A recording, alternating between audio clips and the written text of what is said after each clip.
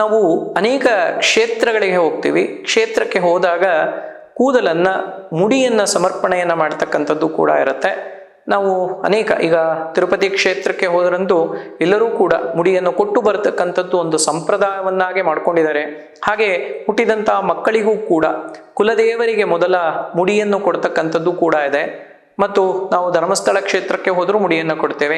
ಅನೇಕ ಕ್ಷೇತ್ರಗಳಿಗೆ ಹೋದಾಗ ನಾವು ತಲೆ ಕೂದಲನ್ನು ದೇವರಿಗೆ ಅರ್ಪಿಸಿ ಬರ್ತಕ್ಕಂಥದ್ದು ಕೂಡ ಇದೆ.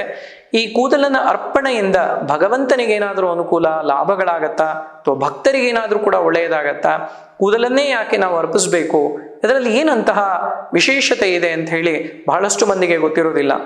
ನಾವು ಹುಟ್ಟಿದಂತಹ ಮಕ್ಕಳನ್ನು ನಮ್ಮ ಒಂದು ಮನೆ ದೇವರಿಗೆ ಕರ್ಕೊಂಡು ಹೋಗ್ತೀವಿ. ಮೊದಲು ಅಲ್ಲಿ ಚೌಲವನ್ನು ಅಥವಾ ಮುಡಿಯನ್ನು ಕೊಟ್ಟು ಬರುವಂಥದ್ದು ಒಂದು ಸಂಪ್ರದಾಯ.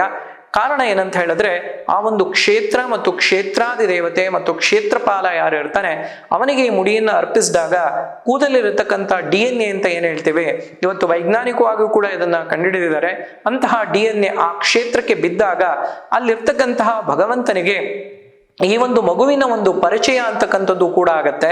ಮುಂದಿನ ದಿನದಲ್ಲಿ ಆ ಮಗುವಿನ ಶ್ರೇಯೋಭಿವೃದ್ಧಿಗೆ ಏನು ಮಾಡಬೇಕು, ಅಂತಹ ಆಶೀರ್ವಾದವನ್ನ ಭಗವಂತ ಸದಾಕಾಲದಲ್ಲೂ ನೀಡ್ತಾ ಬರ್ತಾ ಇರ್ತಾನೆ. ಹೀಗೆ ಆ ಒಂದು ಮಗುವಿಗೂ ಮತ್ತು ಭಗವಂತನಿಗೂ ಒಂದು ಸಂಬಂಧವೇ ಏರ್ಪಡ್ತಕ್ಕಂಥದ್ದಾಗತ್ತಲ್ಲ, ಅದಕ್ಕೋಸ್ಕರವಾಗಿ ಕೂಡ ಆ ಒಂದು ಕ್ಷೇತ್ರದಲ್ಲಿ ಅಥವಾ ನಮ್ಮ ಮನೆದೇವರ ಕ್ಷೇತ್ರದಲ್ಲಿ ಹೋಗಿ ಒಂದು ಮುಡಿಯನ್ನ ಕೊಟ್ಟು ಬರತಕ್ಕಂಥದ್ದು ಕೂಡ ಒಂದು ಸಂಪ್ರದಾಯವಾಗತ್ತೆ. ಇನ್ನು ಅನೇಕ ಮಂದಿ ಹೇಳ್ತಾ ಇರ್ತಾರೆ, ನನಗೆ ಅನೇಕ ಕ್ಲೇಶಗಳಿದೆ, ಅನೇಕ ಕಷ್ಟಗಳಿದೆ, ಕಷ್ಟ ಕಾರ್ಪಣ್ಯಗಳಿದೆ ಅಂತ ಹೇಳ್ತಾ ಇರ್ತಾರೆ. ಇಂತಹ ಕಷ್ಟ ಕಾರ್ಪಣ್ಯ ನಿವಾರಣೆಗೋಸ್ಕರವೂ ಕೂಡ ಮುಡಿಯನ್ನು ಕೊಡುವಂಥದ್ದು, ಕೂದಲನ್ನ ಅರ್ಪಿಸುವಂಥದ್ದು ಕೂಡ ವಿಶೇಷವಾದಂಥದ್ದು ಕೂಡ ಇರುತ್ತೆ.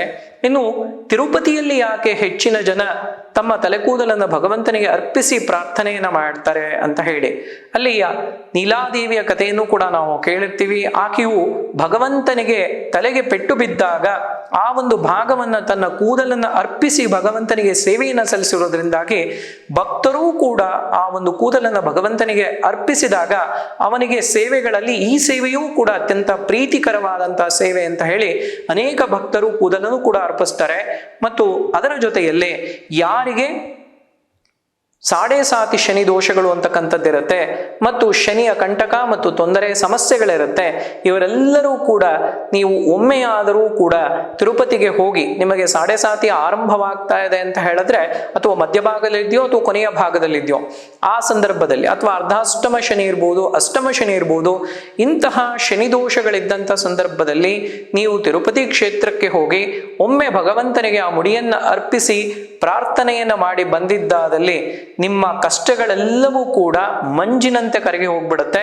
ಹಾಗಾಗಿ ಈ ಒಂದು ಸೇವೆಯನ್ನ ಭಗವಂತನಿಗೆ ಅಲ್ಲಿ ಹೋಗಿ ನೀವು ಅರ್ಪಿಸಿದ್ರೆ ಈ ಸಾಡೆ ಆದಿ ದೋಷಗಳೆಲ್ಲವೂ ಕೂಡ ನಿವಾರಣೆ ಆಗುತ್ತೆ. ನಾವು ಶಾಸ್ತ್ರಗಳಲ್ಲಿ ಹೇಳ್ತೇವೆ ತಲೆ ಕೂದಲನ್ನ ಶನೇಶ್ವರನ ಒಂದು ಪ್ರತೀಕ ಅಂತ ಹೇಳ್ತೇವೆ. ಹಾಗೆ ಕೂಡ ಅಂಗಗಳಲ್ಲಿ ನಾವು ಕಣ್ಣನ್ನ ಸೂರ್ಯ ಚಂದ್ರ, ಮೂಗನ್ನ ಶುಕ್ರ, ಕಿವಿಯನ್ನ ಗುರು ಹೀಗೆ ಹೇಳಿದಾಗ ತಲೆ ಕೂದಲು ಏನಿರುತ್ತೆ ಇದು ಶನಿಯ ಪ್ರತೀಕವಾಗಿರ್ತಕ್ಕಂಥದ್ದು.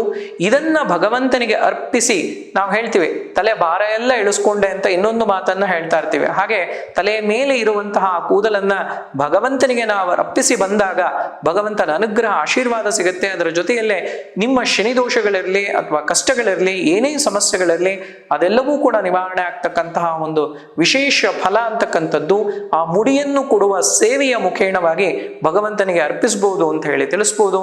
ಸಮಸ್ತ ಸನ್ಮಂಗಳಾನಿ ಭವಂತು.